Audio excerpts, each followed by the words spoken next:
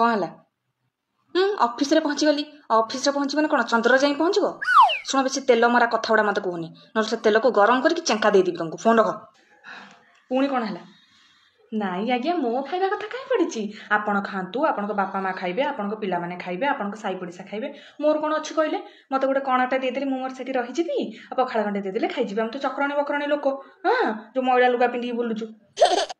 Phone ରଖ। କ'ଣ କହୁଛ ଯେ? ଆରେ ତମ ସାଙ୍ଗ ବାହାଘର ତମେ ଯିବ, ମୋତେ କାହିଁକି କହୁଛ? ମୋର କୋଉ ଭଲ ଶାଢ଼ୀ ନା ଗହଣା ଅଛି ମୁଁ ପିନ୍ଧିକି ଯିବି? କ'ଣ ଏଇ କୋତରୀ ବେଶ ନେଇକି ଯିବି? ସପିଂ ଯିବା ଆଜି? ଏବେ ଯିବା? ରେଡ଼ି ହେବି? ସତ କହୁଛ? ହଉ ଶୁଣ ଆସ, ଘରକୁ ଦେଖି ଚାହିଁକି ଆସ, ବ୍ୟସ୍ତରେ ହେଇକି ଜମା ଆସିବନି।